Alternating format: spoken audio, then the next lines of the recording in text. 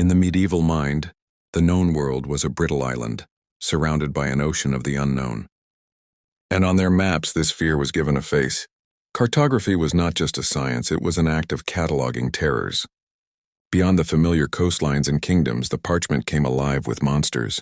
Sea serpents coiled in the vast empty oceans. Giants slumbered in uncharted mountains.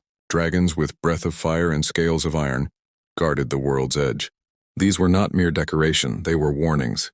They were a declaration that humanity's knowledge had reached its limit, and beyond lay a realm where logic died and nightmares were made real. But one did not need to sail to the edge of the world to find monsters. The unknown was not just a distant threat, it was a neighbor. Every forest was a borderland, a gateway to that other world. The familiar path could turn strange, the familiar trees could seem to watch. The woods were not just wood. They were a primordial realm, older than any kingdom, and they did not belong to man. Legends were the maps for these territories of the soul. They were whispered in taverns and told by the fireside, speaking of the dangers that lurked in the shadows of the everyday. They spoke of werewolves not as distant beasts, but as the neighbor you've known your whole life, cursed by the moon to become a ravenous predator. They spoke of the fair folk, the beautiful and terrible fairies, who would steal a healthy human child from its cradle and leave a sickly, wizened changeling in its place, an explanation for illness and a manifestation of a parent's deepest fear.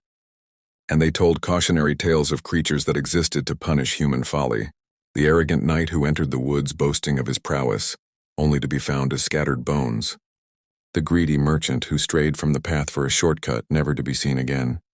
These stories taught a vital lesson. The world was full of ancient powers that did not tolerate pride. This constant, pressing fear of the unknown shaped the customs of daily life. It bred a culture of profound caution. Before any journey, prayers were offered not just to God, but sometimes in a hushed whisper, to the old spirits of the road and the woods. Charms were carried, rituals observed.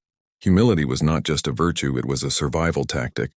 You walked quietly, you spoke little, you did not boast, for you never knew what was listening from behind the trees. Every trip beyond the village walls was an act of faith, a step into a world that was actively hostile, where monsters were real and the map had already told you so.